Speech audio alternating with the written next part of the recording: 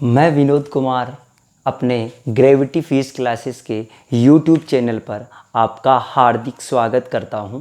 तो बेटा अपन जो पढ़ रहे थे, अपन इलेक्ट्रिक डायपोल में पहुंच गए थे अपने इलेक्ट्रोस्टैटिक के अंदर। कहाँ पहुंच गए थे?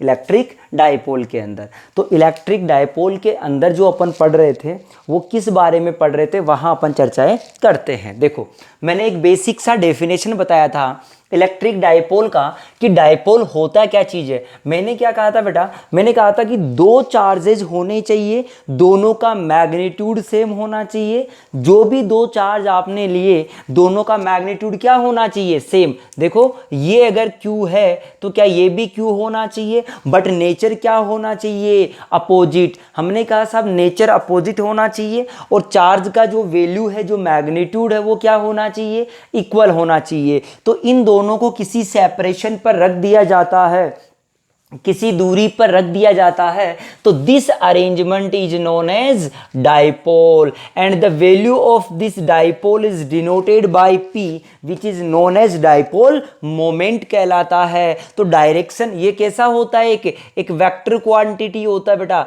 जिसकी डायरेक्शन किधर से किधर होती है? हमारी नेगेटिव से पॉजिटिव की तरफ होती है। तो हमने कह दिया इसकी जो डायरेक्शन आएगी वो इधर से लेके इस तरफ आएगी बेटा, P की डायरेक्शन। ये बात भी पढ़ ली। मैंने क्या कहा था इसके बारे में थोड़ा बेसिक सी बात और भी बताई थी, अपने पिछले लेक्चर में जाना और देखना एक बार।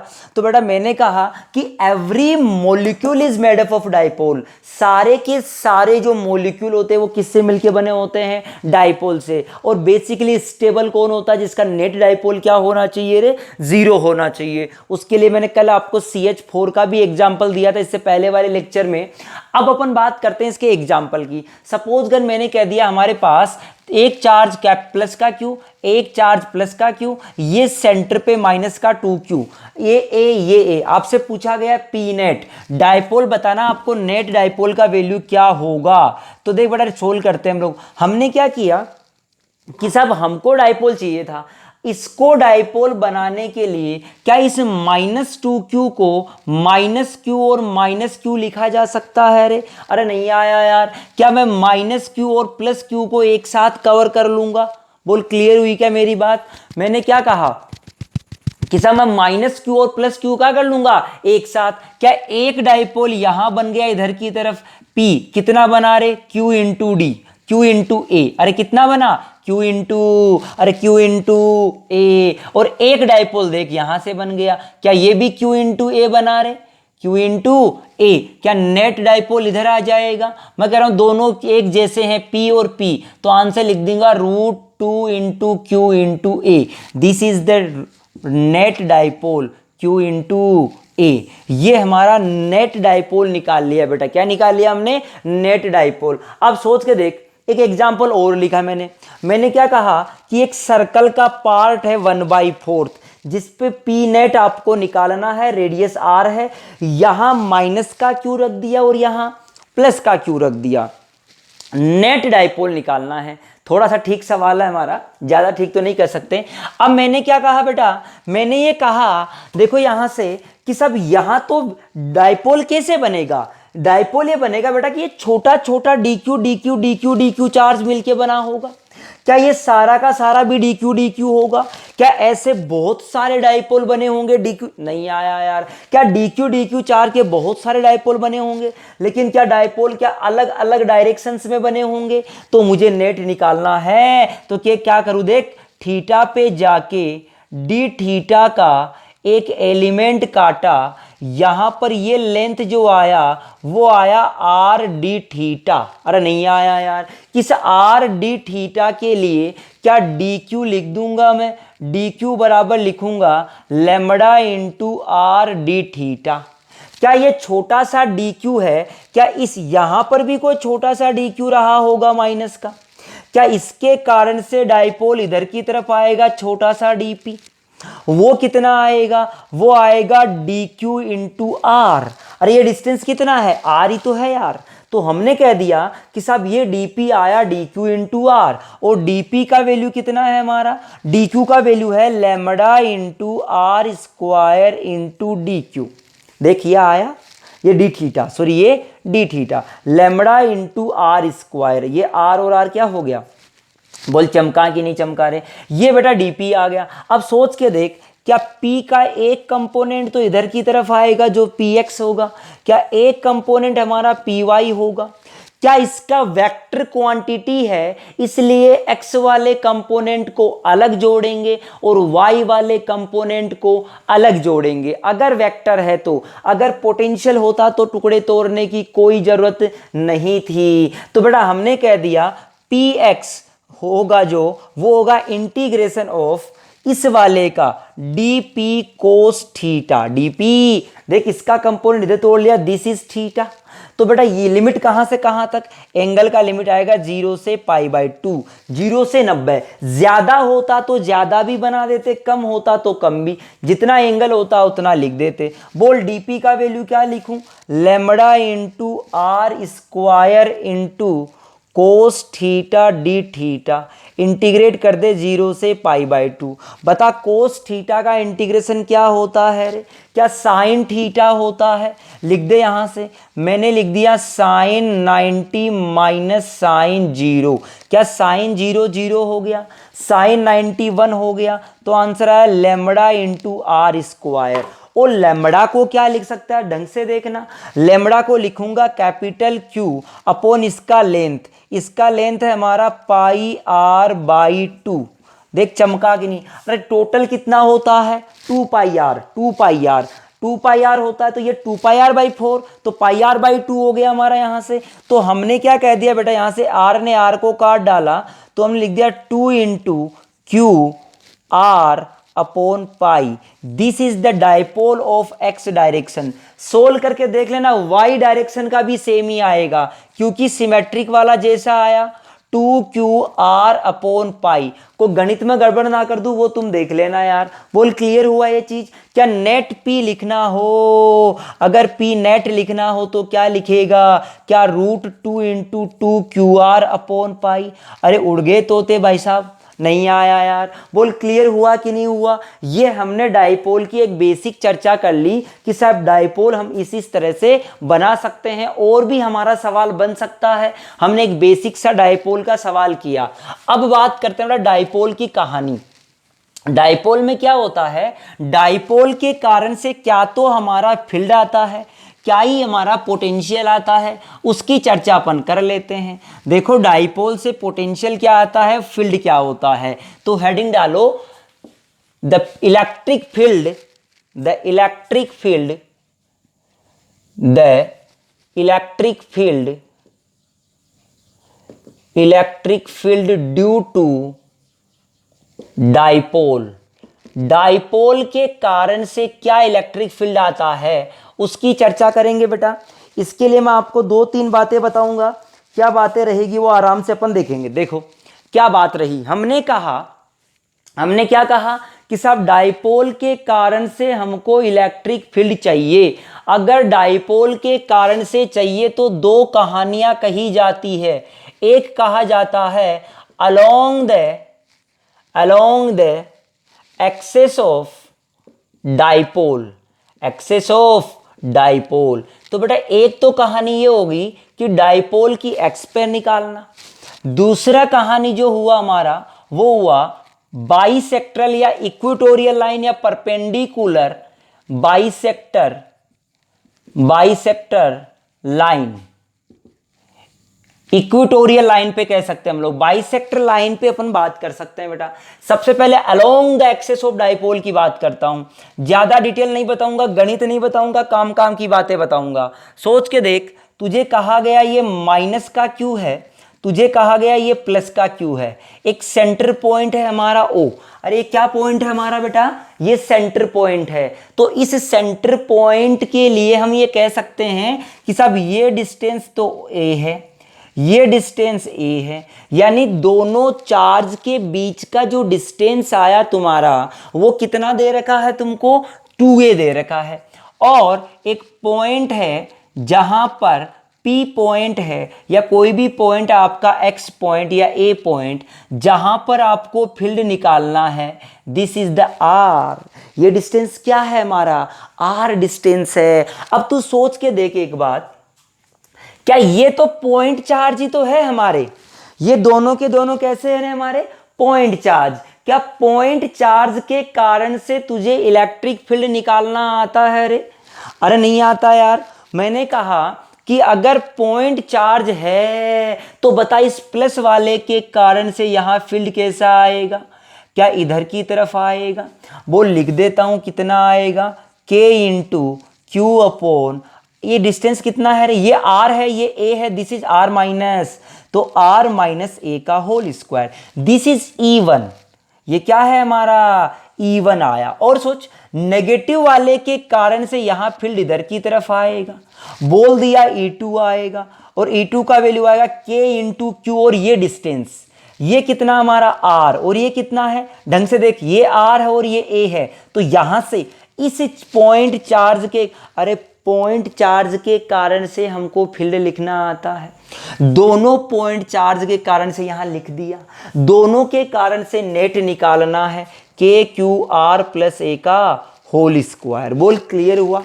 चमका कि नहीं चमका रे बेटा? इसको सोल्व करेगा तू, अगर मैं कह देता हूं कॉमन ले ले इसको, यहां बचेगा तेरे पास R square plus A square plus 2r into A minus R square minus A square plus 2r into A upon r की पावर 2 a की पावर 2 का होल स्क्वायर। मैंने एलसीएम ले लिया, डायरेक्ट स्टेप लिख दिया बेटा। तो देख बेटा मैं क्या कर सकता हूं, क्या R square A square R square A square से कट गया क्या? अरे नहीं चमका। और क्या कह दूं, for small dipole, for small dipole. अगर छोट क्यों, एक चीज बता, मैंने ये कहा था कि every molecule is made up of dipole, यही कहा था मैंने। तो बेटा अगर every molecule is made up of dipole, so the distance between any two atoms क्या वेरी स्मॉल होती है रे? अरे नहीं आया यार। तो ये 2a तो बहुत ही, ये a तो बहुत ही छोटा हो गया, तो a इज बहुत बहुत छोटा then R R R R R. तो हमने क्या कह दिया, यहां r की पावर 4। देख एक r यहां से कट जाएगा, तेरे पास फॉर्मूला बचेगा 2kp upon r cube. This is the electric field due to dipole. जो डाइपोल था उसके कारण से ये फील्ड आया, और डायरेक्शन किधर आई रे? Along the dipole, along the dipole. जिधर डाइपोल था उधर ही हमारा क्या आया, इसका, इस इलेक्ट्रिक फील्ड का आर कैप लगा के इसकी डायरेक्शन को शो कर दे। ये तूने इलेक्ट्रिक फील्ड निकाल दिया on the axis of the dipole. अब बात करते हैं बाइसेक्ट्रल एक्सेस पे। देख ढंग से देख, तेरे को बड़ा सीधा यहां रखना है, ये चीज आया कहां से वो तेरे को मीनिंग समझ में, ये काम की बात है तेरे लिए। यहां पर कोई वेरिएबल की चर्चा नहीं है। मैंने कह दिया ये माइनस का क्यू है, ये प्लस का क्यू है, वही डिस्टेंस 2a है, इनके बीच में बाइसेक्ट्रल एक्सिस इक्वेटोरियल लाइन बना दिया हमने कह दिया this point is O and this is a point A at which we want to the field. यहां पर अपन को फील्ड चाहिए, तो सोच के देखिए, तो मैंने R कह दिया, मैं कह दूं बेटा इसके कारण से जो फील्ड लगेगा, क्या नेगेटिव वाले के कारण से प्यार वाला लगेगा रे? अरे बोल दिया ई लगा। क्या पॉजिटिव वाले के कारण से ये वाला लगेगा रे? नहीं आया यार। क्या ये भी सेम ही लगेगा, क्योंकि ये डिस्टेंस और डिस्टेंस तो क्या है, सेम। तो क्या इन दोनों के अगर मैं कह दूं कि सब ये आपके पास एंगल थीटा है, तो क्या ये भी थीटा होना चाहिए, और ये भी थीटा, तो क्या ये भी थीटा होना चाहिए। इनके कंपोनेंट तोड़ो तो मैं ये कह सकता हूं यहां से जो ई साइन थीटा नीचे आया और ई कोस थीटा ऊपर आया, क्या इधर की तरफ बच गए हमारे पास 2e कोस थीटा? अरे नहीं आया भाई साहब, उड़ गए तोते। क्या मैं कह सकता हूं कि ई नेट बराबर, अरे क्या ई नेट बराबर क्या 2e कोस थीटा आया रे? अरे क्या आया, 2e कोस थीटा। अब सोच के देख, ई का वैल्यू क्या लिखेगा, इसके कारण से यहां फील्ड बता, लिखूंगा k into Q upon this distance, this is R square plus A square into cos theta. Cos होता है बेस, ए अपॉन हाइपोटेनियस, तो ये लिख दूं power R square plus A square की पावर 1/2। जब इसको सोल्व करोगे ये तो q इंटू ए बराबर क्या बन जाएगा, अरे क्या p बन जाएगा। क्या सीधा सीधा लिख सकता हूं kp बाई आर क्यूब? अरे नहीं आया यार। ये जो e आया, on the perpendicular axis which is equal to 1/2 of axis. Axis वाले का आधा आया, एक्सेस वाले का आधा आया। सब हमने क्या निकाल लिया, एक जनरल सवाल कर लिया। अब बात करूं मैं बेटा, ये तो हमारा एक सिंपल सी बात थी कि सब आपके पास ये इलेक्ट्रिक फील्ड आया ड्यू टू डायपोल। ऐसे सवालों में कोई करने की दिक्कत, कोई लफड़ा नहीं है, कोई दिक्कत नहीं है। अब देख सवाल थोड़ा लेवल का लेते हैं हम लोग बात, ये तो छोटी सी बात थी हमारे टाइम पास जैसा। हमने कहा सब जनरल कंडीशन के लिए बताओ, जनरल कंडीशन के लिए आप बताओ कि क्या हमारा फॉर्मूला आएगा, उसी से इन दोनों को याद कर लेंगे हम लोग, उसी से इन दोनों को याद कर लेंगे। तो देखते हैं बेटा, सुन कैसे आएगा ये चीज। हमने क्या कहा कि सब हमारे पास एक स्मॉल डाइपोल है, due to small dipole. Small dipole की ही बात करेंगे। अगर स्मॉल डाइपोल, देख ये हमारे पास कोई डाइपोल है P, ये क्या है हमारा डाइपोल P। तो बेटा ये डाइपोल P है, इससे किसी R पोजीशन पे और थीटा एंगल पे, ध्यान से देखना, ये हमारा P था, इससे R पोजीशन पे यहां, और एंगल ऑफ थीटा, या कह दूं R कोमा थीटा।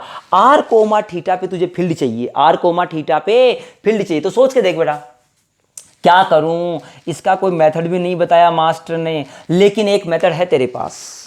क्या मेथड है सोच के देखना।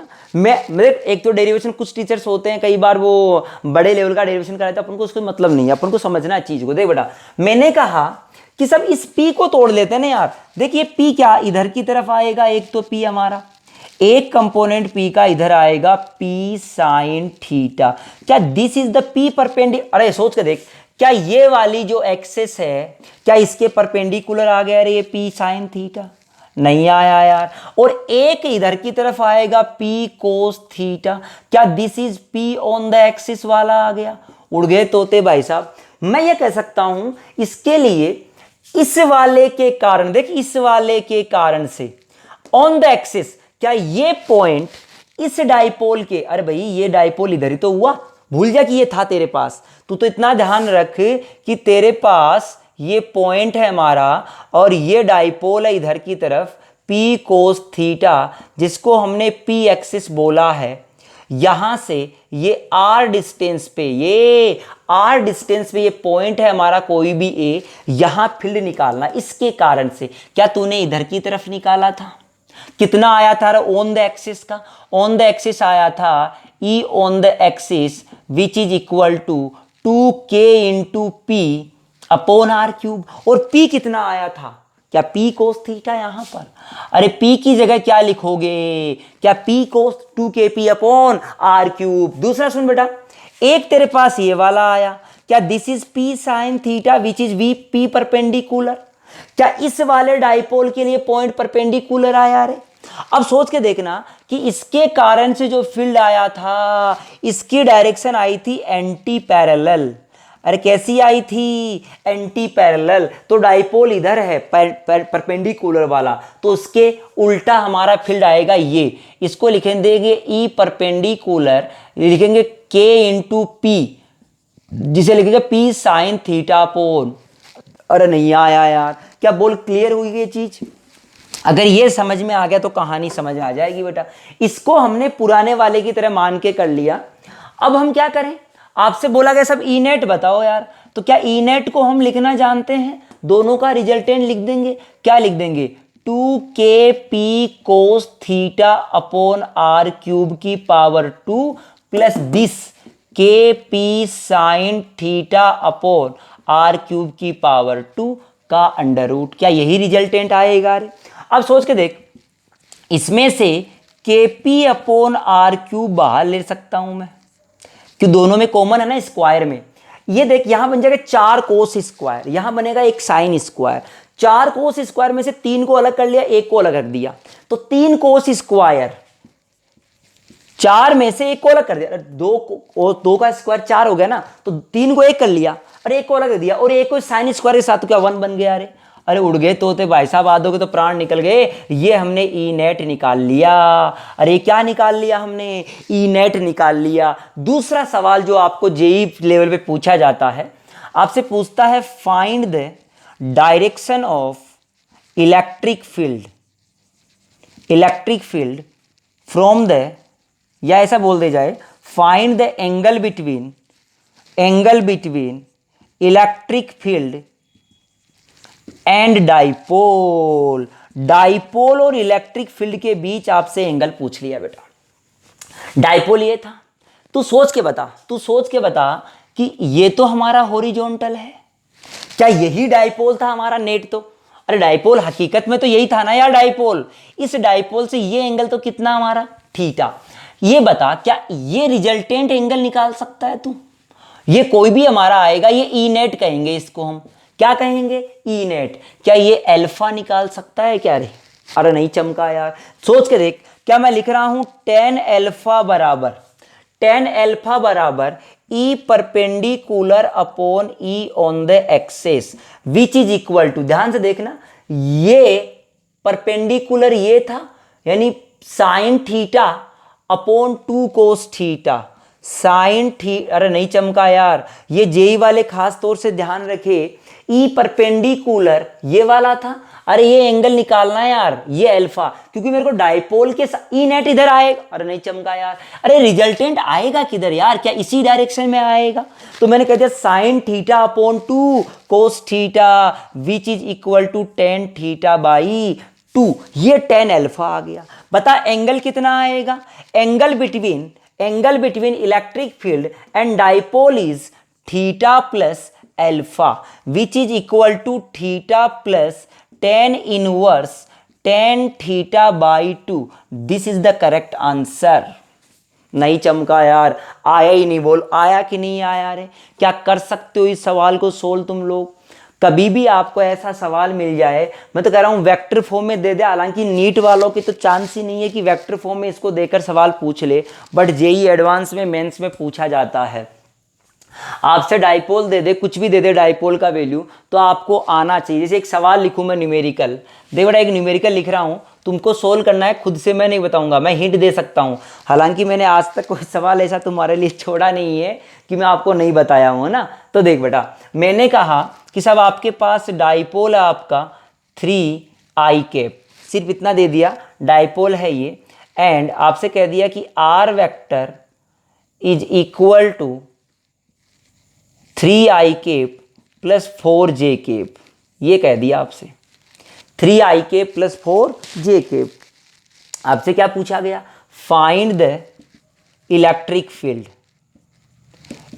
फील्ड पूछा बेटा। और कैसे पूछा ये ध्यान रखना, इन वेक्टर फॉर्म में पूछा। कैसे पूछा तुमसे?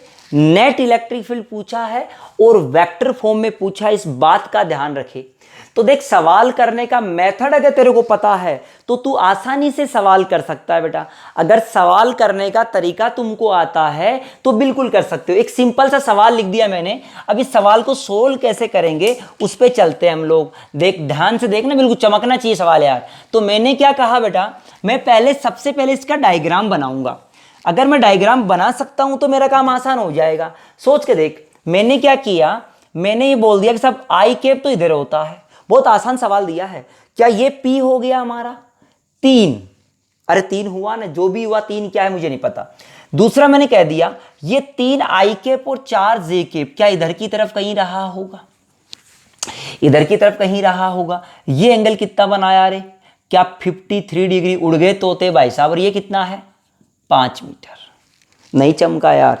क्या ये समझ आ गया कि 5 कहां से आया? बता, तब सवाल है कि अब इसको क्या इसको सोल्व करना आता है तुझे? क्या करेगा तू बेटा? मैं तो कह रहा हूं तेरे को पहले ये निकाल ले। कौन सा वाला? इधर वाला निकाल सकता है। अगर तेरे को मैग्नीट्यूड निकालना होता तो इलेक्ट्रिक फील्ड का सीधा लिख देता KP अपॉन R cube under root of 1 plus 3 cos square theta. अगर तेरे को सिर्फ और सिर्फ क्या निकालना होता? मैग्नीट्यूड। बट तेरे को डायरेक्शन भी निकालनी है, इस बात का ध्यान रखे। तो बेटा डायरेक्शन कैसे निकाले? 2 तरीके हैं, या तो इसको सोल्व करो ढंग से, या फिर दूसरा तरीका क्या है बेटा, आपको मैंने कहा था कि अल्फा प्लस थीटा निकाल लो, अल्फा प्लस थीटा, तो कितना आएगा देख, अल्फा प्लस थीटा, थीटा तो कितना है हमारा 53 degree, plus ten 53 upon 2, 53 upon 2, तो टेन 53 का वैल्यू कितना होता है रे, टेन इनवर्स, टेन 53 का वैल्यू होता है हमारा 4/5, 4/5/2, ये 2 से 2 कट गया, यहाँ से मिला 53 प्लस टेन इनवर्स 2/5, ये तो हमारी डायरेक्शन आ जाएगी और ये इससे हमारा मैग्नीट्यूड आ जाएगा। और भी सोल्व करना तो इसको कंपोनेंट की फॉर्म में सोल्व कर लो, जो आंसर तुम्हारा आएगा वो आंसर आ जाएगा। समझ आया कि नहीं आया रे, बोल पक्की बात है ना। चलो बेटा आगे बढ़ते हैं हम लोग। ये हमारे पास इलेक्ट्रिक फील्ड का आया, अरे समझ में तो आ गया नहीं ये सवाल कैसे करना है। अगर नहीं आया हो तो एक बार हिंट सुन ले मेरी, देख मैं कैसे करूंगा। अगर ये तरीका ना करके इस तरीके से करूं तो सोच के देख, क्या इधर की तरफ एक इलेक्ट्रिक फील्ड आएगा, इधर की जब तरफ जो इलेक्ट्रिक फील्ड आएगा वो कितना आएगा बता मेरे को, वो आएगा 2 into K into P, P into 2kp upon R cube, R कितना है 5 की पावर 3, बोल आएगा कि नहीं आएगा। डायरेक्शन किधर आएगी इसकी, ये हमारा एक्सिस वाला है, डायरेक्शन जो आएगी वो आएगी इसका यूनिट वेक्टर आर कैप आएगा। अरे क्या आएगा आर कैप, और आर कैप को देख क्या लिख रहा हूं, आर कैप लिख रहा हूं 3i cap plus 4j cap upon 5, this is the unit vector. तो यहां से मैंने लिख दिया 6k अपॉन 5, 625 3i के प्लस 4j के, ये तो e ऑन द एक्सिस आ गया। दूसरा e, दूसरा वाले की बात कर लेते हैं बेटा। दूसरे वाला e देखो, क्या इसके इधर की तरफ आएगा हमारा दूसरा e, उसको क्या लिखेंगे देख, k इंटू पी, पी तो 3 ही है हमारा, गड़बड़ कर दिया यहां पर, ये गड़बड़ कर दिया भाई, ये के पी कोस थीटा, कोस कितना था, कोस 53, यहां आएगा कोस 53 साथ में, और यहां आएगा 3 इंटू साइन 53 अपॉन 5 की पावर 3 इंटू, डायरेक्शन देख किधर आएगी, डायरेक्शन आएगी ये वाला तो इधर था हमारे, या कह दूं इसके परपेंडिकुलर आएगी, अरे इसके परपेंडिकुलर आएगी, तो वो डायरेक्शन लिख दो और दोनों का रिजल्टेंट निकाल लो, आंसर आ जाएगा तुम्हारे पास। चलो साहब ये हमने डाइपोल का इलेक्ट्रिक फील्ड से रिलेशन पढ़ लिया। अब अपन बात करते हैं बेटा डाइपोल के लिए पोटेंशियल की बात करेंगे हम, तो लिखो potential due to, potential due to, potential due to dipole. देखो बेटा डाइपोल के कारण से पोटेंशियल क्या आता है उसको भी कर लेते हम सोल्व। हमने कहा कि सब हमारे पास वही कहानी आती है, ए आता है ऑन द एक्सिस, एक आएगा ऑन द एक्सिस, एक तो ऑन द एक्सिस की बात करेंगे, दूसरा करेंगे बाइसेक्टरल एक्सिस पे, तीसरा करेंगे जनरल के लिए। जनरल वाला आता है तो सब कुछ आता है, तो सोच के देख, सोच के क्या कर रहा हूं मैंने कहा ऑन द एक्सिस पर ये हमारा प्लस का क्यू है, ये हमारा माइनस का क्यू है, ये डिस्टेंस से ये ओ था हमारा, यहां से लेके एक आर डिस्टेंस पर हमारे पास कोई पॉइंट है, उस पॉइंट पर हम चाहते हैं पोटेंशियल निकालना, और यहां से ये डिस्टेंस हमारा ए है ही और ये डिस्टेंस भी हमारा ए है। तो सोच के देख ये प्लस वाले के कारण से यहां पोटेंशियल कितना आएगा, तो मैंने लिख दिया वी नेट बराबर के into Q upon R minus A. अरे ये कितना डिस्टेंस हो गया हमारा, आर माइनस ए की बात होगी साहब। दूसरी तरफ अगर तुम देखोगे, दूसरी तरफ अगर देखोगे तो देख इसके कारण से माइनस का आएगा, यहां वो आएगा K Q by are plus ए। ये चार्ज माइनस था तो इसलिए पोटेंशियल भी कैसा आएगा भाई साहब, नेगेटिव आएगा। इसको जब सोल्व करोगे तो के क्यू कॉमन ले लोगे, मैं जल्दी करूंगा solve, R plus A minus R plus A upon नीचे आएगा R square minus A square, R से आर काट दिया तो ऊपर बच जाएगा K P upon R square. अगर आर बहुत बहुत बड़ा है किससे, ए से। This is the potential on the axis. अब बात करते हैं बाइसेक्ट्रल एक्सिस पे। बाइसेक्ट्रल एक्सिस की बात करते हैं या परपेंडिकुलर बाइसेक्टर पे। तो सोच के देख बेटा, मैंने कहा ये प्लस का क्यू है, ये माइनस का क्यू है। यहां एक एक्सिस है हमारी जो इसके परपेंडिकुलर है और बराबर बराबर दो भागों में बांटती है। दिस इज ए और दिस इज ए। मैं चाहता हूं कि साहब यहां हमारा आर है, इस आर पे पोटेंशियल लिखते हैं। तो सोच के देख, क्या इसके कारण से जो पोटेंशियल आएगा माइनस का K Q upon under root of R square plus, अरे नहीं आया यार, क्या नेगेटिव का आना चाहिए? क्या यही इसके कारण से आएगा हमारा? इसके कारण से आएगा K Q upon under root of R square plus. अरे ये इलेक्ट्रिक फील्ड थोड़ी है कि डायरेक्शन आएगी, इसमें कोई डायरेक्शन का लफड़ा नहीं है, ये तो वैल्यू आएगी। तो अगर यहां देखेगा वी नेट, क्या जीरो आना चाहिए रे? अरे नहीं आया भाई साहब, उड़ गए तोते। अरे क्या आया कि नहीं आया रे? क्या ये वो प्लेन हो गया, या कह दूं ये वो प्लेन हो गया जहां प्रत्येक पॉइंट, अगर इस प्लेन से इसको काटोगे तो ये वो प्लेन है जिस पर पोटेंशियल क्या रहेगा, पूरा का पूरा जीरो बना रहेगा। इसके अंदर पोटेंशियल में कभी कोई परिवर्तन नहीं आएगा। बोल चमका कि नहीं चमका रे? समझ में आ गया? अब इसके जनरल कंडीशन की बात कर ले बेटा। जनरल की बात करेगा, तेरे को ये दोनों पता होना चाहिए। जनरल में क्या करता हूं, सोच के देखना। मैंने कहा कि साहब मेरे पास एक छोटा सा कोई डाइपोल है पी, और ये जनरल कंडीशन आर पर थीटा, आर और थीटा पर मुझे पोटेंशियल चाहिए। ठीक है, आर कोमा थीटा पे मुझे पोटेंशियल चाहिए। तो सोच के देख क्या करूं, क्या इस पी के एक कंपोनेंट इधर कर लूं? क्या this is P sine theta which is equal to P perpendicular. अरे उड़ गए तोते भाई साहब। क्या इसका एक कंपोनेंट इधर आएगा तो ये क्या कहलाएगा? क्या P axis P cos theta. बोल आया कि नहीं आया? अब तू मेरे को ये बता, क्या इस वाले, ये वाला जो डाइपोल हुआ पी साइन थीटा, क्या इसके तो परपेंडिकुलर आ गया नहीं है? तो मैं लिख देता हूं dipole due to, sorry potential due to, potential due to P sine theta. अरे किसके कारण से? पी साइन थीटा के कारण से। कितना आएगा? बिकॉज ऑफ परपेंडिकुलर जो हमने यहां किया।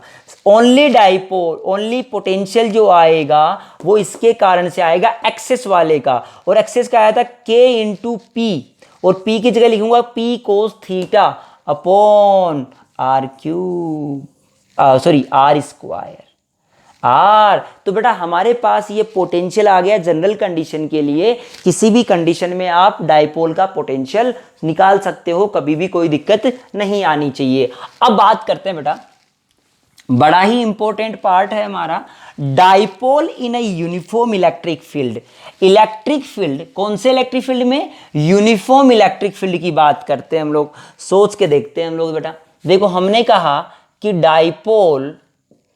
Dipole in uniform electric field, E constant की बात करेंगे। यूनिफॉर्म इलेक्ट्रिक फील्ड में डाइपोल की क्या कहानी होती है, क्या चर्चा होती है, इसको थोड़ा थोड़ा मैकेनिक्स से जोड़ना पड़ेगा। थोड़ा सा मैकेनिक्स आपको आनी चाहिए इसके लिए, तो वो मैकेनिक्स से कुछ बातें हमको यहाँ से समझ आएगी। तो बेटा देख क्या चीज़ें आती है उसकी चर्चा अपन कर लेते हैं। हमने कहा कि सब dipole in uniform electric field, सोच के देखते हैं। ये हमने एक डायरेक्शन बना दी इलेक्ट्रिक फील्ड का, ये हमारे पास इलेक्ट्रिक फील्ड है बेटा, ये हमने इलेक्ट्रिक फील्ड बना दिया। क्या ये ई कांस्टेंट वाली लाइनें हैं रे? अरे है ना, मैंने पहले भी कहा था कि अगर इलेक्ट्रिक फील्ड लाइंस पैरेलल है तो हमारे पास जो इलेक्ट्रिक फील्ड होगा वो कैसा होता है? कांस्टेंट इलेक्ट्रिक फील्ड होता है। यहां तक चमका साहब? बिल्कुल समझ आया, मास्टर ने कहा तो मानना पड़ेगा यार। तो हमने क्या कहा बेटा? हमने कहा साहब हमारे पास एक डाइपोल है। सोच के देखना, मैं डाइपोल को कई तरीके से रख रहा हूं। मैंने एक बार डाइपोल को ऐसे रख दिया, ये हमारा डाइपोल था, ये माइनस का क्यू है, ये प्लस का क्यू है। एक बार मैं डाइपोल को ऐसे रख देता हूं, तेरे को सोचना है बस और कुछ नहीं, तेरे को सोच के देखना कि क्या हो रहा है, मास्टर क्या कर रहा है, टाइम पास कैसे कर रहा है मास्टर, है ना। एक मैंने कह दिया कि साहब ये हमारा माइनस का क्यू है, ये हमारा प्लस का क्यू है, ये हमने रख दिया। डिस्टेंस आपका 2a है डाइपोल का, डाइपोल के बीच में डिस्टेंस 2a है। अब सोच के बता मेरे को, ये E कांस्टेंट है, क्या इस पॉजिटिव वाले पे इधर की तरफ फोर्स लगेगा QE? अरे नहीं आया यार। क्या इसके ऊपर इधर की तरफ फोर्स लगेगा माइनस का QE? उड़ गए तोते भाई साहब। इस पे बता नेट फोर्स कितना है डाइपोल पर? क्या नेट फोर्स 0 है क्या रे? उड़ गए। ओ हो सब हमने कहा एफ नेट बराबर 0 on the dipole when the dipole placed in the uniform electric field. अरे जब इसको यूनिफॉर्म में रखोगे, जब इसको यूनिफॉर्म इलेक्ट्रिक फील्ड में रखोगे तो क्या नेट, अरे नहीं आया। क्या इस डाइपोल पर, अरे डाइपोल तो ये है हमारा यार, क्या इस डाइपोल पे एक इधर की तरफ लग रहा है और एक इधर की तरफ लग रहा है? क्या डाइपोल इज इन इक्विलिब्रियम? क्या डाइपोल इज इन इक्विलिब्रियम है कि नहीं है यार? बोल के बता। अरे है कि नहीं है? ओ हो इक्विलिब्रियम में नहीं है, क्योंकि टॉर्क बराबर 0। एक बात बता, क्या इस पर एक इधर की तरफ फोर्स लगा तो क्या ये ऐसे घुमाने की कोशिश करेंगे? ऐसे ऐसे तो टॉर्क बराबर 0 नहीं आएगा। क्या टॉर्क बराबर 0 नहीं आएगा? यहां चेक, तो इसका मतलब dipole is not in equilibrium, equilibrium में नहीं है। फिर दूसरी बात समझना, ये कहानी है, इस पे इधर लगा फोर्स QE, इस पे लगा माइनस का Q या QE मतलब इधर की तरफ लगा। अरे एफ नेट कितना है रे? क्या 0 है क्या? क्या बता, एफ नेट 0 है तो यहां टॉर्क बराबर क्या है? टॉर्क बराबर, क्या लाइन ऑफ एक्शन दोनों फोर्सेस की सेम है? नहीं चमका साहब। तो साहब यहां पर टॉर्क नेट 0 है, क्या इक्विलिब्रियम में है? अरे कैसे है? इक्विलिब्रियम में है। एक कंडीशन और बना देता हूं, मैंने कह दिया कि साहब यहां तो हमने ये कहानी पढ़ी, एक हमने डाइपोल यहां भी रख दिया, ये डाइपोल के लिए प्लस का क्यू है, ये माइनस का क्यू है। सोच के देख, क्या इस डाइपोल पे फोर्स इधर की तरफ लगेगा QE, इस डाइपोल पे फोर्स इधर की तरफ लगेगा QE? बोल आया कि नहीं आया रे बेटा? ये इक्विलिब्रियम है, ये इक्विलिब्रियम में नहीं है। क्या ये इक्विलिब्रियम में है? बिल्कुल। एफ नेट बराबर 0 है और टाउ नेट बराबर 0 है। क्या कह सकता हूं? The system dipole is in equilibrium. Dipole कैसे है हमारा? ये बात चमकी यार। अब बात ये आई, क्या जो इक्विलिब्रियम है, क्या ये दिस इज स्टेबल और नॉट? क्या ये स्टेबल है क्या?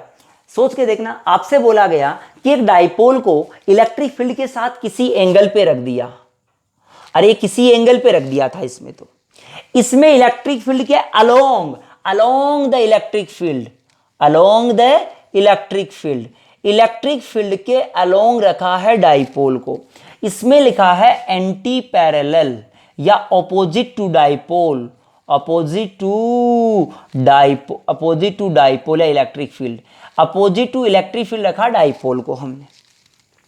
इसमें तो इक्विलिब्रियम में नहीं था। हाँ, इसमें कोशिश करता है इक्विलिब्रियम में आने की, इसमें इक्विलिब्रियम में है, इसमें भी इक्विलिब्रियम में है, लेकिन इनमें से कौन सा स्टेबल है? क्या ये स्टेबल है या ये स्टेबल? सोच के देखते हैं बेटा। इस वाले को थोड़ा सा घुमा दिया ऐसे, ये ले ऐसे घुमा दिया बेटा। इस डाइपोल को ऐसे घुमाया तो पॉजिटिव पे फोर्स इधर लगेगा, क्या नेगेटिव पे इधर लगेगा? अरे नहीं आया क्या? क्या ये वाला फोर्स इसको ऐसे वापस रिवर्स घुमाने, नहीं चमका यार। क्या जिधर था, ये तो क्या है हमारा मीन पोजीशन। अरे ढंग से समझना यार, दिस इज मीन पोजीशन। इसको मैंने डाइपोल को ऐसे पकड़ के ऐसे घुमा दिया ऐसे।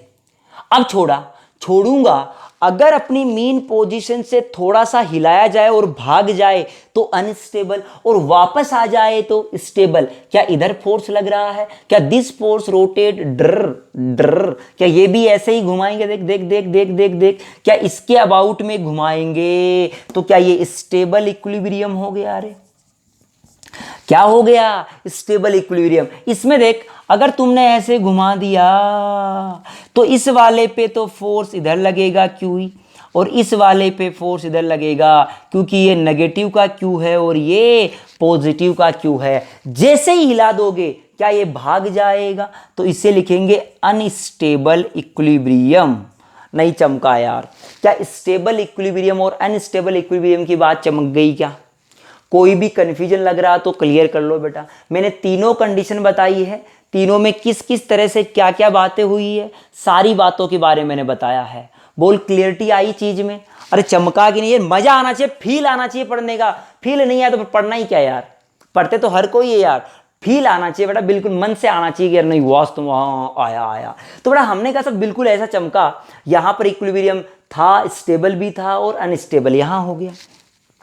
अब बात करते हैं बेटा, हम बात करते हैं टॉर्क ऑन द डाइपोल, या फिर पहले टॉर्क से पहले इसी की बात कर लेते हैं। इसके अंदर क्या बात करते हैं सोच के देखना। मैंने क्या कहा कि सब आपने कहा कि सर इसको हिला के छोड़ो, नया बनाता हूं डायग्राम यार, इसी की कहानी पढ़ाऊंगा आपसे। जो पहले भी मैंने कहा था कि जब स्टेबल इक्विलिब्रियम आए, जेई का सवाल है, नीट में कम आता है, हमने कहा कि सब हम हिला के अगर छोड़ दें और हिला के छोड़े और जब वो स्टेबल इक्विलिब्रियम में आए तो क्या टाइम पीरियड आना चाहिए? क्यों सोच के देख, मैंने कहा कि सब मेरे पास ये तो डाइपोल था ही मेरा, ये माइनस का क्यू है, ये प्लस का क्यू है। अब मैंने इसको किसी एंगल थीटा पे घुमा लिया। किस पे घुमा लिया बेटा? थीटा पे। ये प्लस का क्यू, थीटा पे घुमा लिया। ये एंगल क्या आया? अरे थीटा। अरे ये एंगल क्या आया हमारा? थीटा आया। सब चमकी बात, बिल्कुल कोई दिक्कत नहीं है। क्या यहाँ रोटेशन हो रहा है? यहाँ क्या हो रहा है? रोटेशन हो रहा है। आपसे बोला जाता है कि सब टाइम पीरियड बराबर 2 pi under root M by K. एक तो यह आता था बेटा। अगर रोटेशन की बात करें तो टाइम पीरियड आता है 2 pi under root I upon, क्या आता है? क्या आता है? सी आता है, या कोई भी लिख दो, कांस्टेंट आता है हमारा। के क्या था हमारा? Spring constant. यहाँ ये क्या है? Rigidity constant. तो बेटा सोल्व करते हैं हम लोग। क्या करेंगे? टॉर्क बराबर क्या होगा? देख सोच के देख, क्या इसके कारण से दिस इज ए, अभी टॉर्क कलेक्शन नहीं करवाया मैंने, इसके अबाउट में टॉर्क निकाल, क्या ये क्यू ई है? अरे फोर्स इंटू परपेंडिकुलर डिस्टेंस, क्या perpendicular distance is this A sine theta. तो टॉर्क लिख दूं क्यू ई इंटू ए साइन थीटा। क्या ऐसे दो टॉर्क है रे हमारे? अरे नहीं आया यार। क्या टॉर्क बराबर ये आ गया हमारा? टॉर्क बराबर ये आ गया, इसको लिख सकते हैं सी थीटा। अरे क्या लिख सकते हैं हम इसको? C theta. तो यहां से हमारे पास क्या आ जाएगा? क्या सोल्व कर लोगे इस चीज को आप? थीटा बहुत बहुत छोटा मान लेंगे हम लोग, तो सब हमारे पास कहानी खत्म हो जाएगी, हमारे पास सोल्व हो जाएगा। या इसको ऐसा लिख दो, I alpha is equals to I alpha. यहां से थीटा इज बहुत बहुत छोटा, तो क्या लिख दिया? Sine theta. अरे क्या लिख दिया? साइन थीटा को क्या लिख दिया? थीटा। तो अल्फा को क्या लिख सकता हूं? अरे देख, अल्फा लिखूंगा D square theta by D T square. नहीं चमका क्या रे? तो हमने कह दिया साहब हमारे पास इसको नीचे भेज दो, आई को नीचे भेज दिया, ये लो, ये D square theta by D T square is equal to this. क्या आया कि नहीं आया रे? क्या ये किसका वैल्यू होता है? समझ में आ गया आपको? C theta.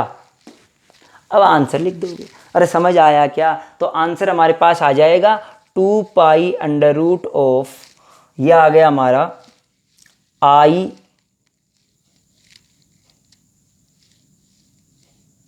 पूरा कहानी लिख दिया क्या मैंने? ये आ गया आई अपॉन 2 क्यू ई ए अपॉन सी। कुछ इस तरह से हमारा चीज आ गई। तो हमारे पास ये टाइम पीरियड का सवाल था, हमने सोल्व कर लिया। अब अपन बात करते हैं टॉर्क और वर्क डन की। किसकी बात करते हैं बेटा? Torque. Dipole in uniform electric field में हम टॉर्क की बात करते हैं। देख टॉर्क की अभी अभी मैंने बात कही थी, टॉर्क आएगा हमारा फोर्स इनटू परपेंडिकुलर डिस्टेंस। क्या ये वाला इधर घुमाएगा? क्या ये वाला फोर्स भी ऐसे ही घुमाएगा बेटा? देख जिस सोच कर, ये पेन है, इस पे इधर फोर्स लगाया, क्या ऐसे घुमाया? इस पे इधर फोर्स लगाता, क्या वो भी ऐसे ही घुमाता? क्या दोनों के दोनों ने सेम डायरेक्शन में घुमाया? क्या टॉर्क हमारा डबल होना चाहिए? टॉर्क क्या होना चाहिए? डबल। तो देख 2 इंटू क्यू इंटू ए को लिख दिया P, P इंटू ई साइन थीटा, सो पी ई साइन थीटा। हमने लिख दिया P क्रॉस ई। ये किसका वैल्यू आया रे? टॉर्क का वैल्यू आया। क्या टॉर्क निकाल लिया तूने? PE sine theta. अब बात करता हूं वर्क डन। ध्यान से सुनना वर्क डन की बात। मैंने कहा work done due to conservative. Work done due to conservative बेटा ऐसे लिखा रहे हम लोग, ऐसे घुमा रहे हैं। क्या कंजर्वेटिव तो ऐसे घुमाने की कोशिश करेगा? ध्यान सुना, work done due to conservative.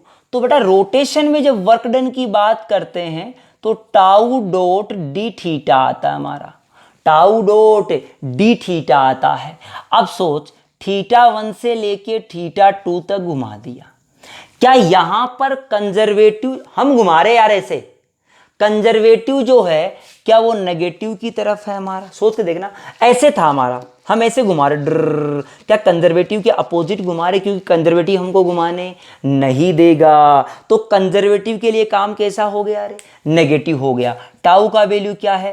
P E sine theta into D theta.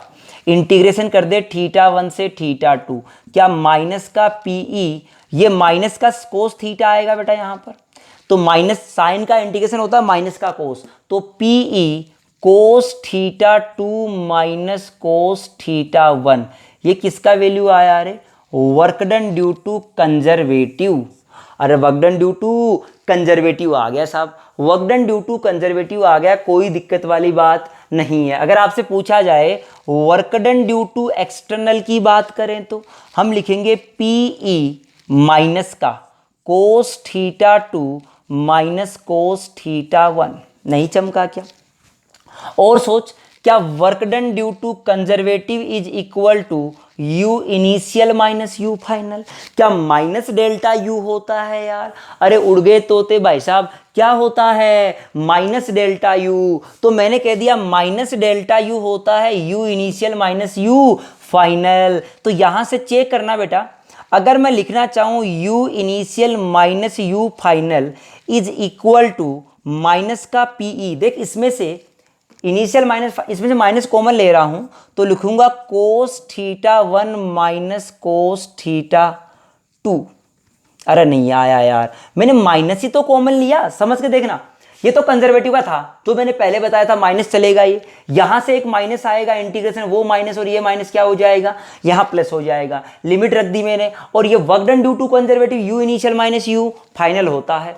मैं U initial minus U final के लिए इसमें से माइनस कॉमन लेके रख दिया, ये हमारा एक्सटर्नल से वर्क डन आ गया। अब हमने कह दिया कि सब थीटा 2 बराबर कितना, मान लो 90। थीटा 2 बराबर कितना रे? 90। तो कोस 90 बराबर कितना होता है आजकल?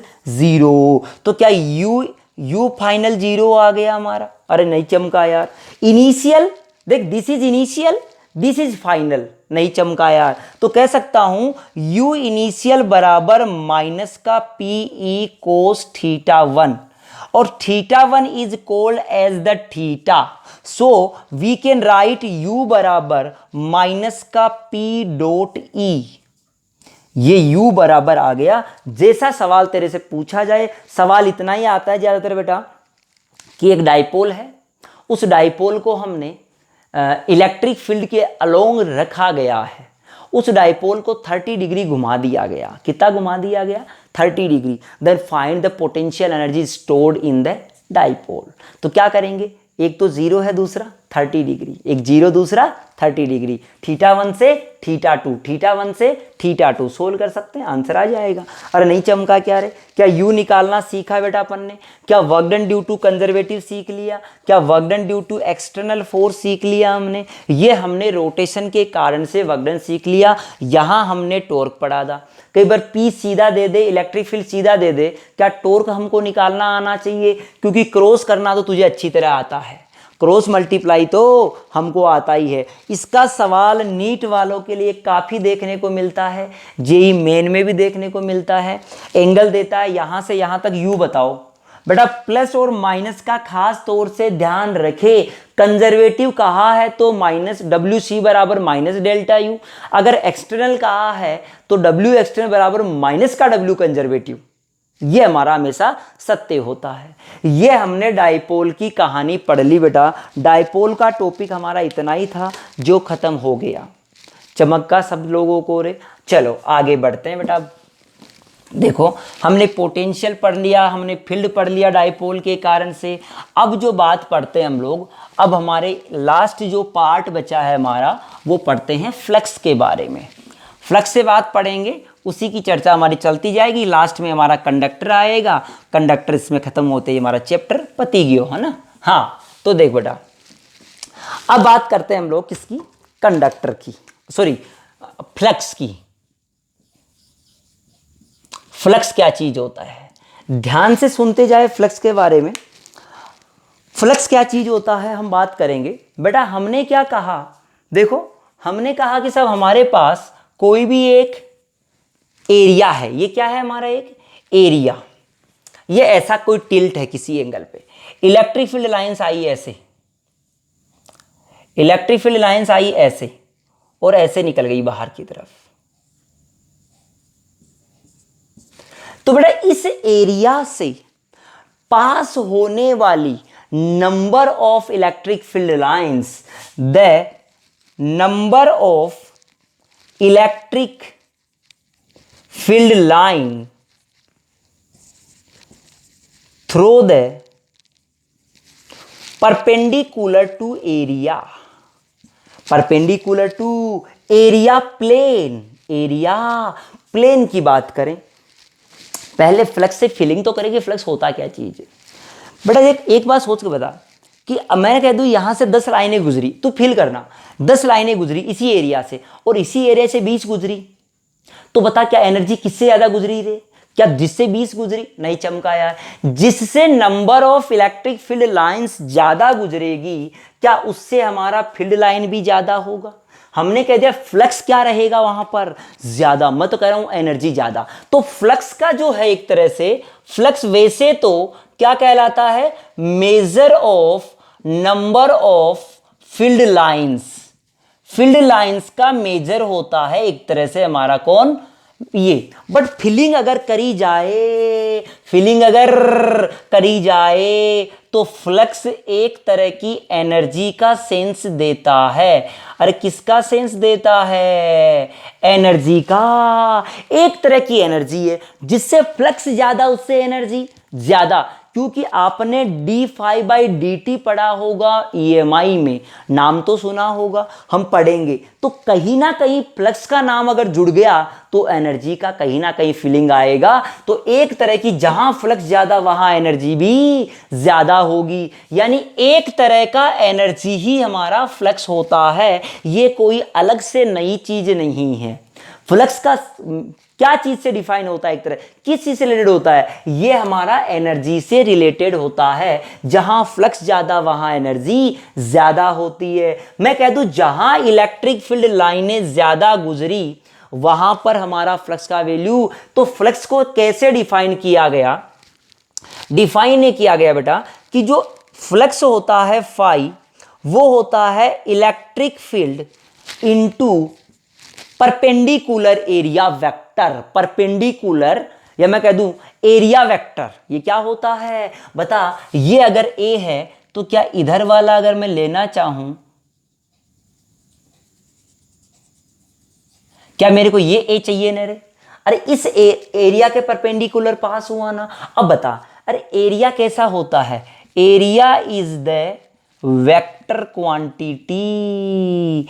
अरे क्या एरिया वेक्टर होता है? एरिया वेक्टर होता है जिसकी डायरेक्शन किधर होती है? Direction is perpendicular to the plane. Plane के परपेंडिकुलर एरिया वेक्टर होता है। ये हमने कह दिया इधर की तरफ हमारा एरिया है, तो एरिया वेक्टर किधर की तरफ होगा? क्या इधर ही होना चाहिए रे? अरे नहीं आया यार, हमने कह दिया, ध्यान से सुनना बिल्कुल। हमने कह दिया कि साहब आपने ये बात तो कह दी सर, हमको समझ में आ गई, बिल्कुल कोई दिक्कत वाली बात नहीं है। हमने ये कहा कि साहब ये जो एंगल है एरिया वेक्टर और इलेक्ट्रिक फील्ड के बीच में थीटा है। इलेक्ट्रिक फील्ड और एरिया के बीच में एंगल क्या है हमारा? थीटा। तो हमने कह दिया इसके इधर की तरफ, अरे एरिया का एक कंपोनेंट ये आएगा प्लेन का, बोल ऐसा आया, एक कंपोनेंट ये वाला आया इसका, और एक कंपोनेंट ये वाला आया।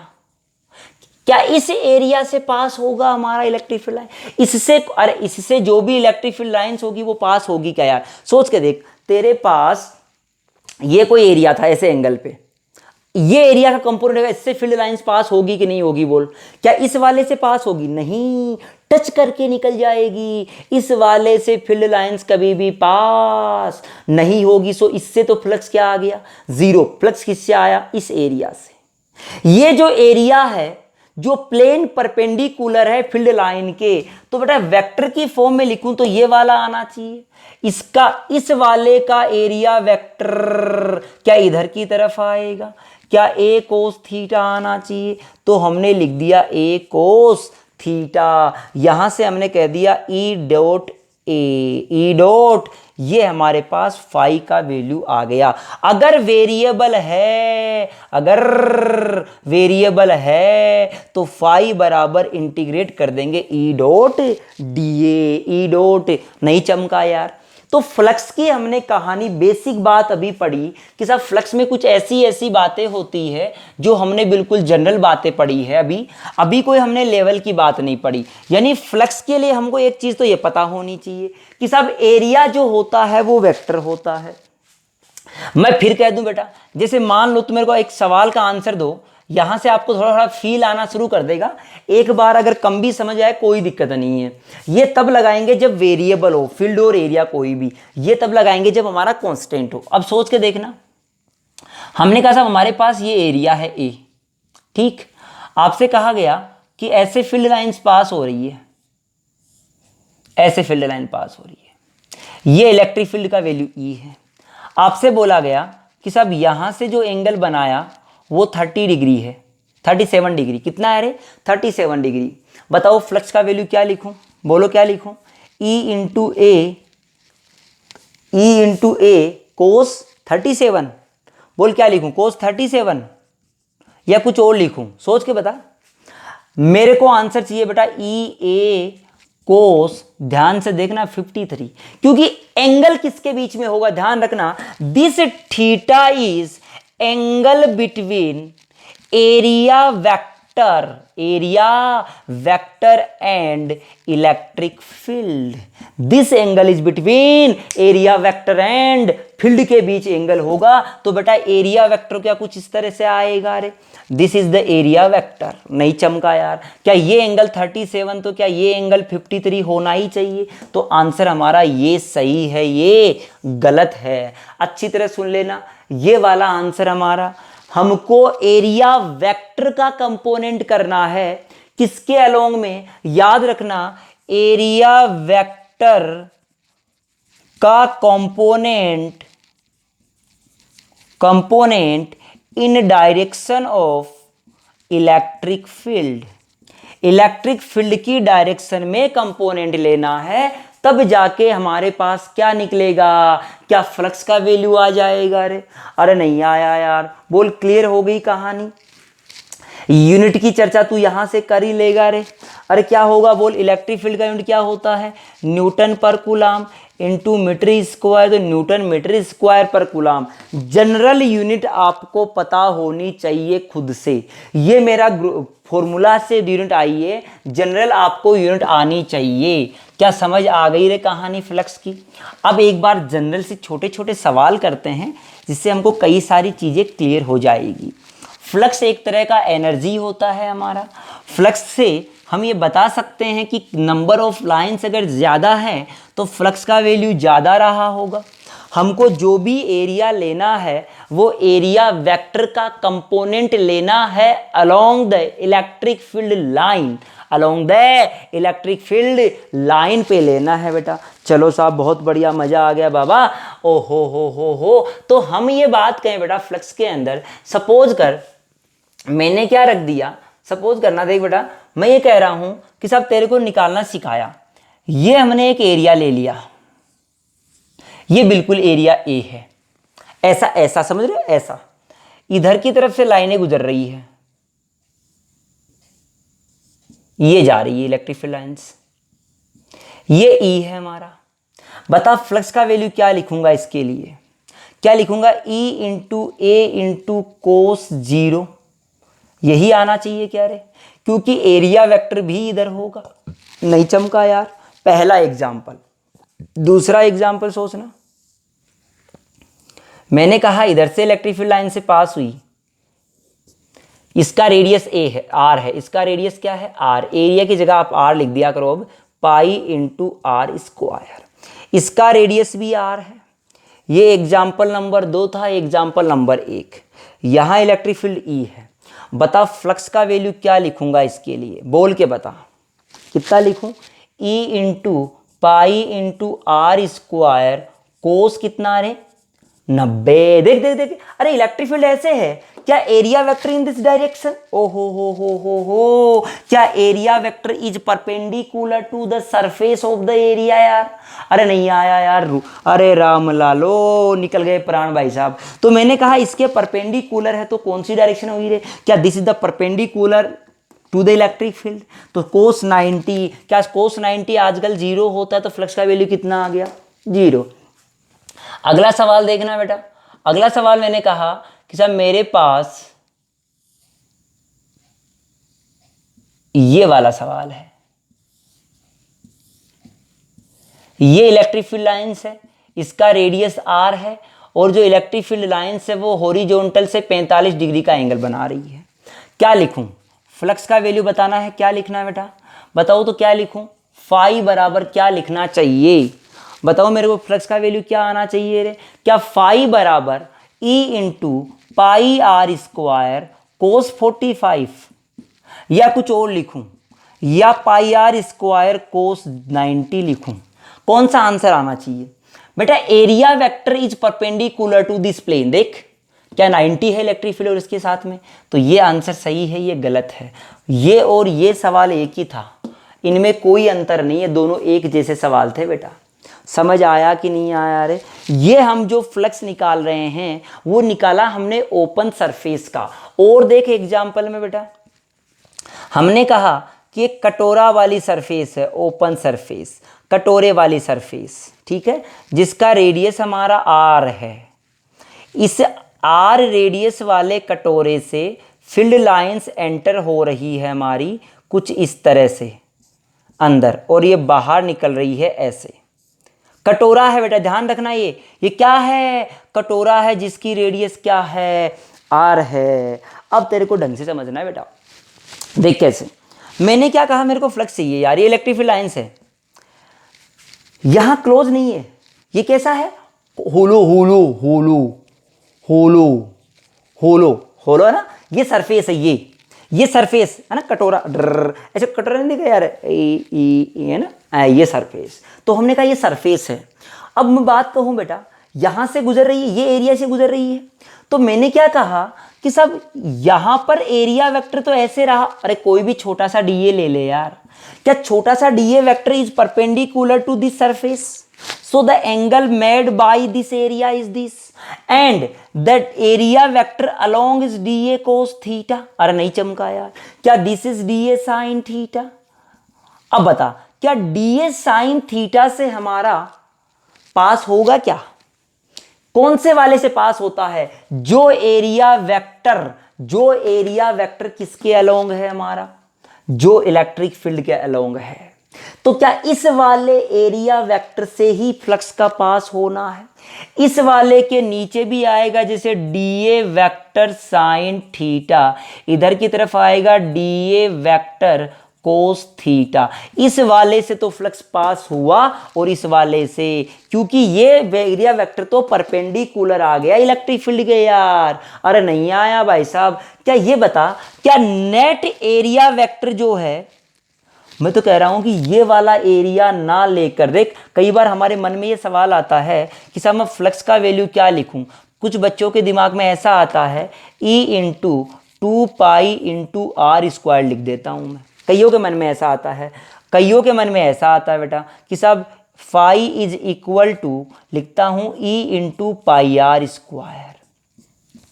कौन सा आंसर सही आएगा, दोनों की चर्चा कर लेते हैं बेटा। अब सोच के बता, ये एरिया कब होता बेटा, एक ढंग से समझ। क्या इफेक्टिव लाइट, अरे एरिया तो ये था, एरिया तो ये था, लेकिन इस एरिया के बहुत सारे कंपोनेंट तो जीरो बना दिए ना। बचेंगे कौन से, इधर वाले कंपोनेंट्स। तो इधर वाले तो इसके इक्विवेलेंट ही तो होंगे यार। अरे नहीं आया भाई साहब। तो आंसर क्या सही हुआ, ये आंसर हमारा गलत हो गया, क्योंकि हमको वो वाला फ्लक्स के कंपोनेंट चाहिए, वो वाला एरिया के कंपोनेंट चाहिए जो इलेक्ट्रिक फील्ड के अलोंग है। ये सारे जुड़ते जुड़ते इधर वाले बनेंगे बेटा, सारे यही एरिया। तो हमारे पास आंसर आ गया। क्या समझ आ गया मेरी बात? और सुन, अभी जो मैं बता रहा था ये सारी की सारी ओपन सरफेसेस है। अगर सपोज कर मैं क्लोज्ड सरफेस की बात कर लेता हूं, क्लोज्ड सरफेस, क्लोज्ड सरफेस में मान ले मैंने यही ले लिया, ये ले लेता हूं, चल ये सरफेस ले लिया क्लोज सरफेस में। मैंने क्या कहा, मैंने कहा कि सब इलेक्ट्रिक फील्ड लाइंस आ रही है, ये क्लोज्ड स्पेरिकल है, स्पेरिकल सरफेस, ऐसे इलेक्ट्रिक फील्ड लाइंस आ रही है हमारी बेटा। अब तुम एक बात बताओ, यहां से अगर मैं इस सवाल से पहले तुमसे ये सवाल पूछ लूं, क्लोज्ड शेप के लिए ये मैंने एक क्यूब बनाया, ऐसे इलेक्ट्रिक फील्ड लाइंस आ रही है और ऐसे बाहर जा रही है, ई आई और ई ही इलेक्ट्रिक फील्ड लाइंस क्या होगी बेटा, आउट हो गई। अब सोच के देख, अगर मैं इसके लिए यहां की बात करूं, आपको यह बोला गया कि एरिया वेक्टर हमारा परपेंडिकुलर टू सरफेस होता है। अगर सपोज कर कि मेरे पास अगर ओपन सरफेस होती, सिर्फ ओपन होती, तो एरिया वेक्टर परपेंडिकुलर बाहर ऊपर भी हो सकता था और नीचे भी। लेकिन अगर क्लोज्ड सरफेस है कमरे की तरह, तो बेटा हमेशा आउटवर्ड होगा एरिया वेक्टर।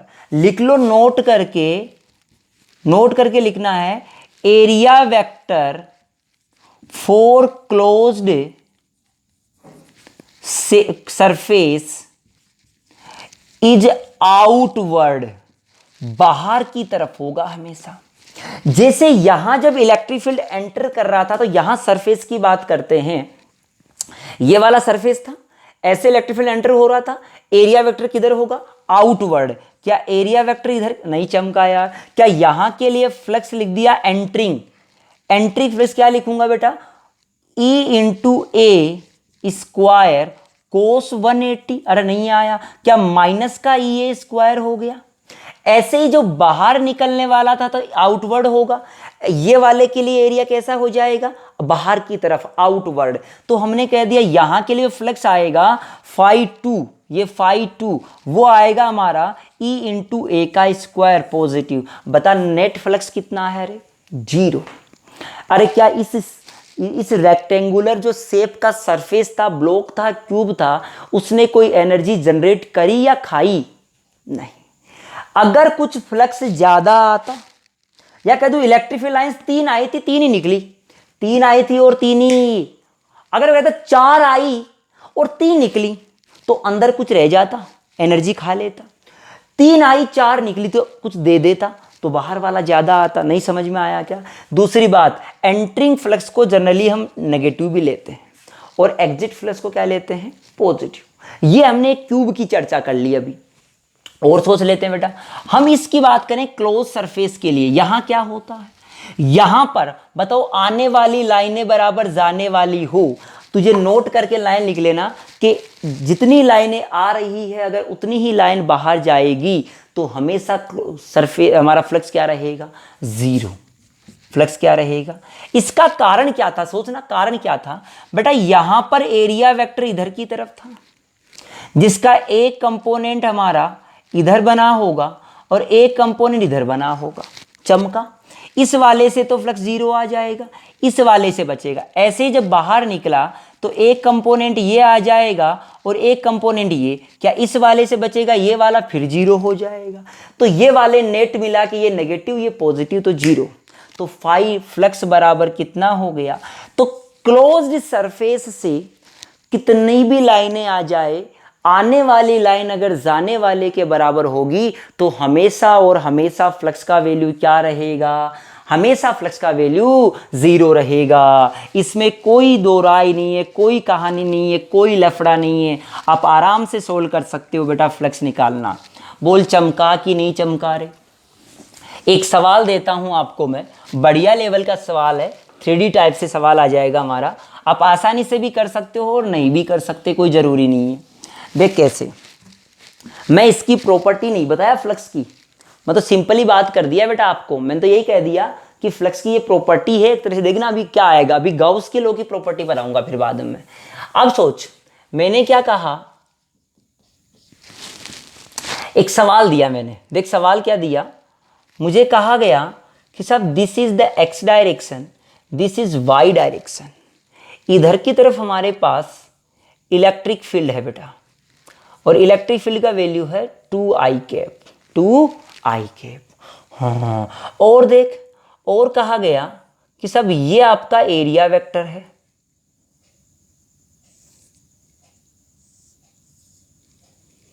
नहीं, रुको रुको रुको रुको रुको रुको रुको रुको, ये जेड डायरेक्शन था हमारा। हमने कहा कि सब हमारे पास ये कोई एरिया वेक्टर, एरिया है।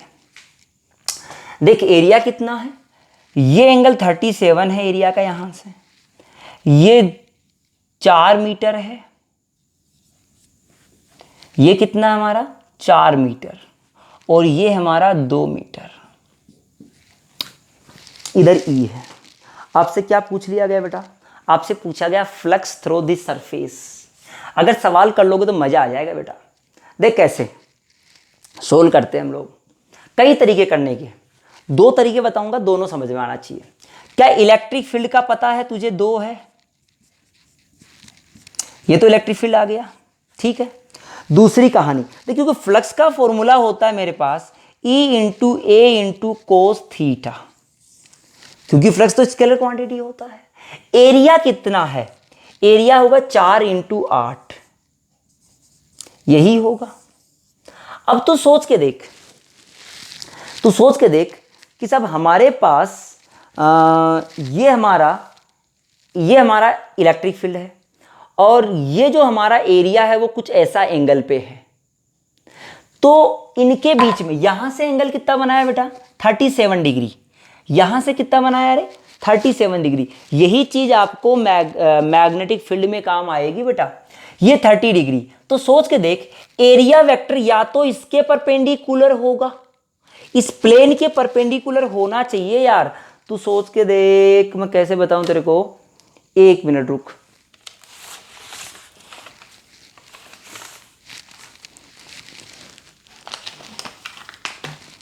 देख बेटा, मैंने क्या कहा, मेरे पास ये इधर की तरफ इलेक्ट्रिक फील्ड लाइंस है, और मेरा कोई एंगल जो प्लेन है वो ऐसा कोई प्लेन है, ऐसा। This is the X direction, ये एक्स डायरेक्शन है, और ये वाला प्लेन देखो ऐसा नहीं है, ये कुछ ऐसे एंगल पे है, और एक्स एक्सिस से यहां से ये एंगल कितना है हमारा 37 डिग्री। तो एरिया वेक्टर या तो इधर होगा, या एरिया वेक्टर कुछ अंदर की तरफ ऐसे होगा, परपेंडिकुलर टू दिस सरफेस। नहीं चमका यार, इस सरफेस के परपेंडिकुलर होगा। तो इस सरफेस के परपेंडिकुलर, सोच ये 37, तो इसके परपेंडिकुलर वाली लाइन इससे कितना एंगल बनाएगी, 53 डिग्री, इस वाले से। तो मैं आंसर लिखूंगा E into 2 into 8 into cos 53 degree. एक आंसर तो ये आ गया मेरा, सीधा सा सवाल तो ये हो गया। दूसरा आंसर सुन बेटा, ये तो पहला आंसर लिखा है मैंने, दूसरा आंसर निकालते हैं हम लोग। दूसरा क्या, इस एरिया को वेक्टर फॉर्म में लिखो। पहले एरिया को कैसे लिखोगे रे, वेक्टर फॉर्म में। अब वेक्टर फॉर्म में कैसे लिखेंगे, तुम्हें लिखना आना चाहिए बेटा, कैसे कंपोनेंट तोड़ना है, कैसे भी लिख दो आप। मैं कह दूं कि साहब एरिया तो वैल्यू यह आया और एरिया की डायरेक्शन आएगी उसमें 45 डिग्री, तो मैं लिख दूंगा, देखना बेटा एरिया वेक्टर को क्या लिख रहा हूं, ए वेक्टर इज इक्वल टू 8, 53 हो गया तो cos 53 प्लस साइन 53, ये ले, ये दो हमारे आएंगे, तो ये आई केप में आएगा और ये जे केप में आएगा, ये जे केप में और ये आई केप में। सोच के देख लेना, इसको माइनस लिखो, माइनस का। समझ आया कि नहीं आया रे, कोई दिक्कत, जे केप नहीं है रे, के केप आएगा। देख सोच के दे बेटा, ऐसे जा रहा है, ये एक्स एक्सिस था, एरिया वेक्टर इधर है, वाई इधर है, जेड इधर है, तो एक कंपोनेंट तो इधर आएगा, क्योंकि ऐसे ऐसे सोचना। दोबारा समझा रहा हूं, एक बार दोबारा समझो। ये हमारा क्या है, एक्स एक्सिस, ये क्या है हमारा एरिया वेक्टर।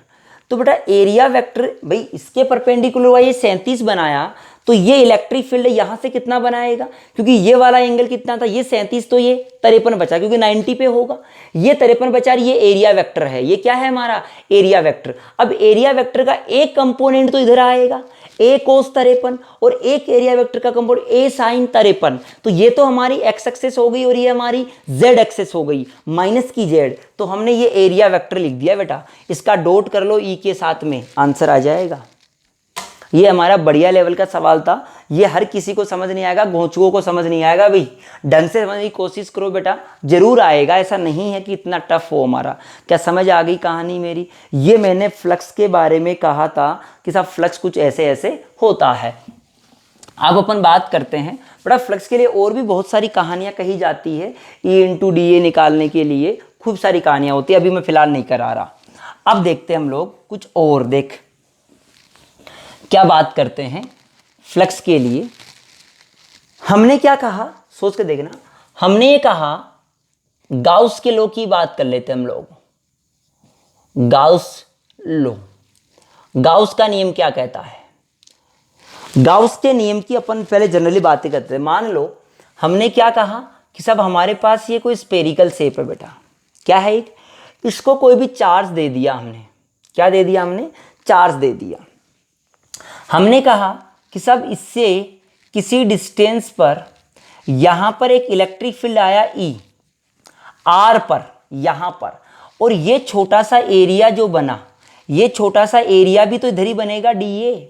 अरे नहीं चमका क्या यार, अरे कैसे बनेगा, डी ए बनेगा। हाँ सर बनेगा, बिल्कुल सही बात है।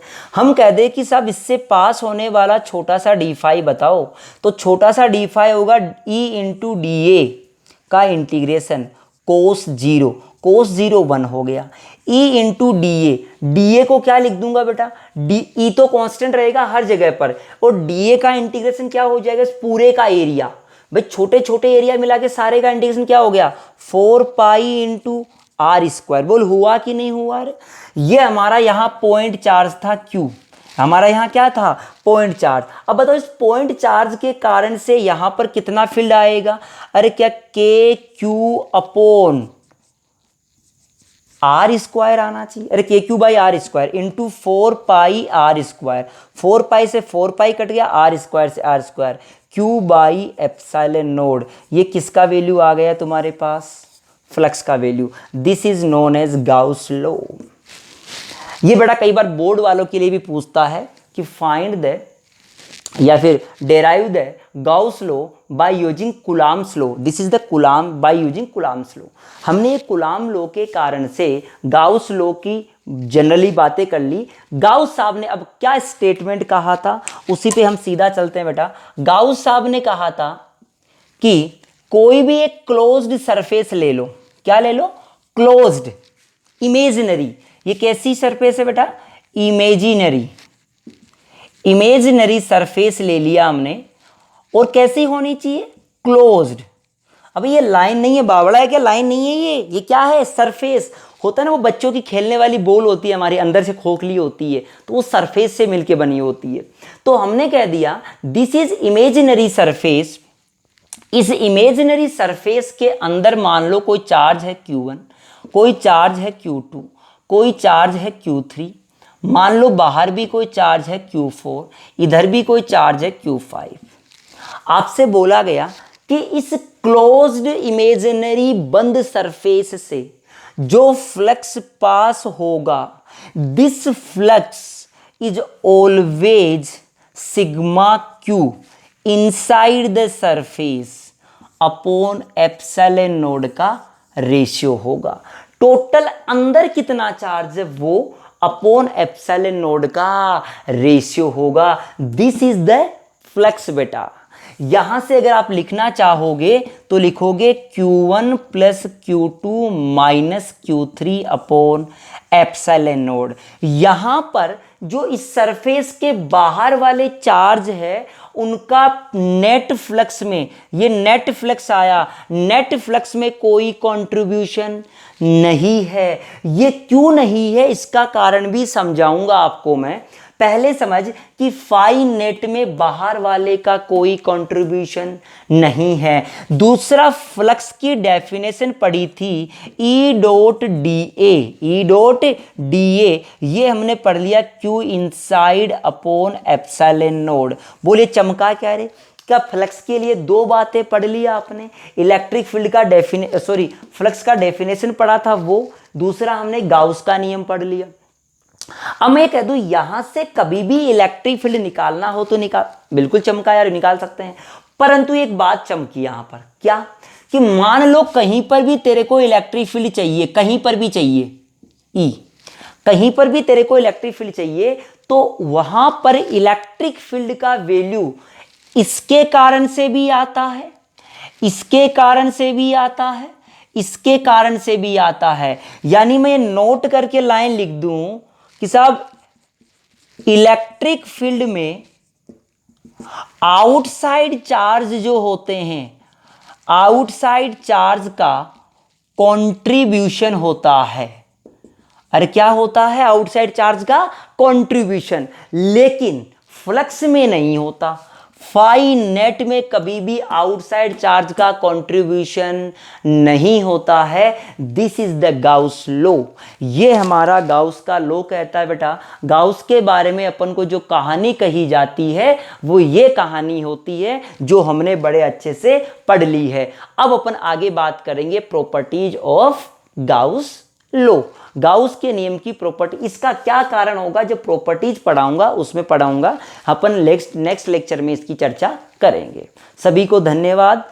अपने लेक्चर्स को ज़्यादा से ज़्यादा लोगों के साथ शेयर करें और सब्सक्राइब करें, ताकि सबको हमारे पास जो हम जैसे ही अपलोड करते हो या जैसे हमारा वीडियो अपलोड होता हो तो आपके पास नोटिफिकेशन मिल जाए और आप इससे पढ़ाई करते रहो। पढ़ाई के साथ साथ इन वीडियो से आप अपने नोट्स तैयार करते जाए। जो सवाल मैं कराते जा रहा हूँ वो अच्छे से आपको आने चाहिए। अगर जिनको जो सवाल कहीं मैं छोड़ देता हूँ बीच में, अगर वो नहीं समझ आता है तो वो मेरे से दोबारा कमेंट में या व्हाट्सअप करके पूछे। मेरे व्हाट्सअप नंबर वही है 8619449970। ओके बेटा, सभी को धन्यवाद।